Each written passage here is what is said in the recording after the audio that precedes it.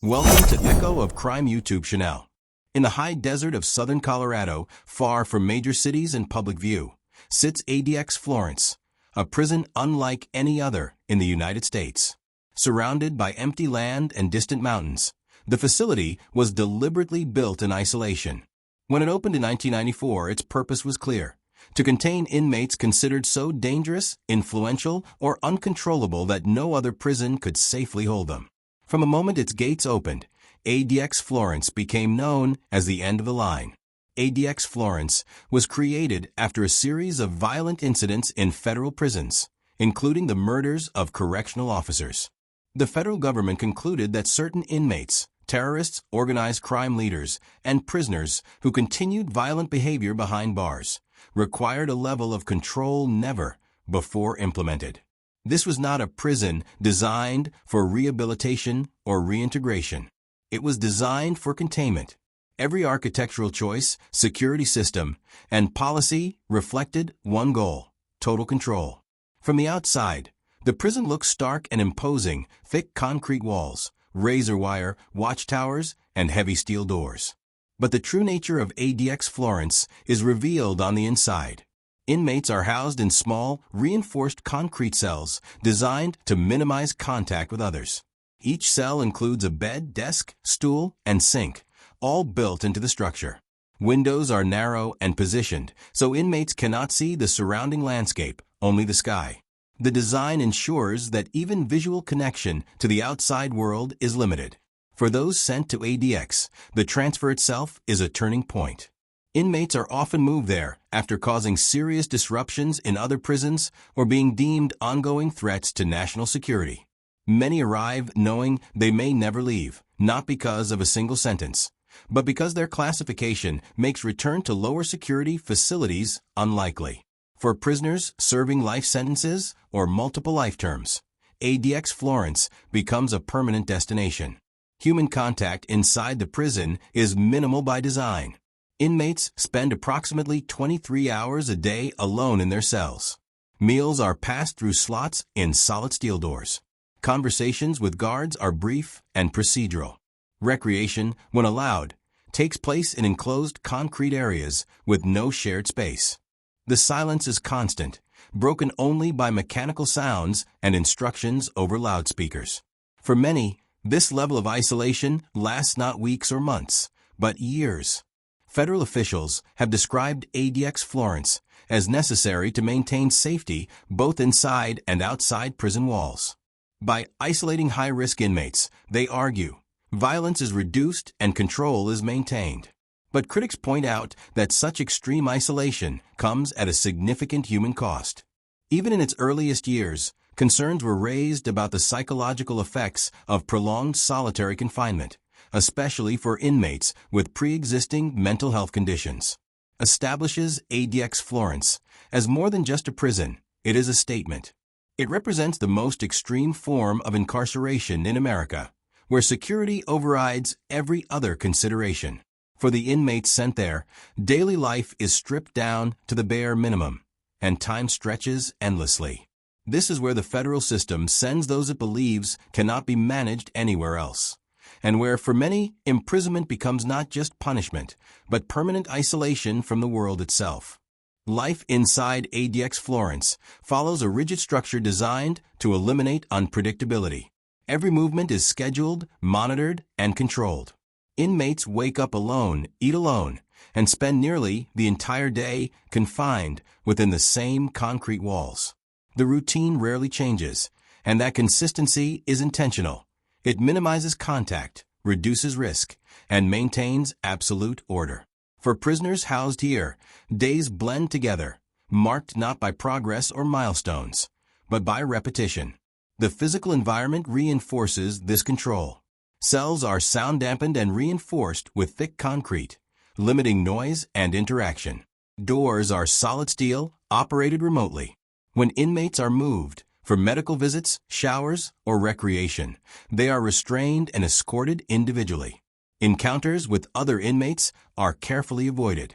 Even recreation takes place in small, enclosed spaces, sometimes referred to as dog runs, where inmates can exercise alone without seeing or speaking to anyone else. Communication with the outside world is heavily restricted. Phone calls are limited, monitored, and often unavailable for long periods. Visits, when permitted, are conducted behind glass with strict supervision. For many inmates, family contact fades over time as relationships strain under distance and years of separation. Letters become the primary link to the outside world, but even these are screened and delayed. Over decades, isolation extends beyond the physical. It becomes social and emotional. A significant number of inmates at ADX Florence are serving life sentences or multiple life terms. Some were transferred after orchestrating violence from inside other prisons, while others were deemed too influential or dangerous to house elsewhere. For these inmates, ADX is not a temporary measure. It is a long-term or permanent placement. Reviews of housing status exist, but movement to lower security facilities is rare and often takes many years, if it happens at all. Mental health has been one of the most controversial aspects of life at ADX Florence. Medical experts and former inmates have described the effects of long-term isolation as severe, including anxiety, depression, hallucinations, and cognitive decline. Lawsuits have alleged that some inmates with mental illnesses were held in conditions that worsened their symptoms. In response, the federal system has made adjustments over the years, introducing limited mental health units and additional oversight, though critics argue these measures do not go far enough. From the perspective of prison officials, ADX Florence serves a critical role in national security and institutional safety. By isolating the most dangerous individuals, they argue, violence inside the federal prison system is reduced and lives, both inmate and staff, are protected. The prison operates as a last resort, a place where control takes precedence over all other goals. The reality behind the reputation. ADX Florence is not defined by constant chaos or visible violence, but by silence, routine, and extreme separation. For those held inside, punishment is not loud or dramatic. It is quiet and unending. The prison's power lies in its ability to remove almost all human contact, turning time itself into the sentence. Over time, ADX Florence became more than a prison. It became a symbol of the most extreme limits of incarceration in the United States. As stories from inside the facility slowly emerged through court records, legal filings, and testimony from former inmates and staff, national attention began to focus not just on who was being held there, but on whether any human being should be held under such conditions indefinitely. What was designed as a solution for safety and control was now at the center of a broader debate about punishment, human rights, and the long-term consequences of isolation. One of the most significant turning points came through lawsuits challenging the conditions at ADX Florence. Attorneys and advocacy groups argued that prolonged solitary confinement caused severe psychological harm, especially for inmates with existing mental health conditions. Former prisoners described losing track of time, struggling to think clearly, and experiencing emotional numbness after years of isolation. Medical experts testified that long-term sensory deprivation could permanently alter cognitive function. These cases forced the federal prison system to respond publicly to conditions that had long remained hidden from view. In response to mounting legal pressure, the Bureau of Prisons implemented limited reforms. Specialized mental health units were created. Some inmates were transferred out of the most restrictive conditions, and additional reviews of housing status were introduced. Officials emphasized that ADX Florence was never intended for punishment alone, but as a necessary security measure for inmates who posed extraordinary risks. Still, critics noted that for many prisoners, especially those serving life sentences, these changes did little to alter the fundamental reality of permanent isolation. The prison also became deeply connected to conversations about terrorism, national security, and public fear. High-profile inmates convicted of terrorism-related offenses and large-scale violence reinforced ADX Florence's image as a fortress for those deemed beyond rehabilitation. For the public, the prison represented safety through separation. For those inside, it represented the end of meaningful human connection. This divide shaped how Americans viewed justice.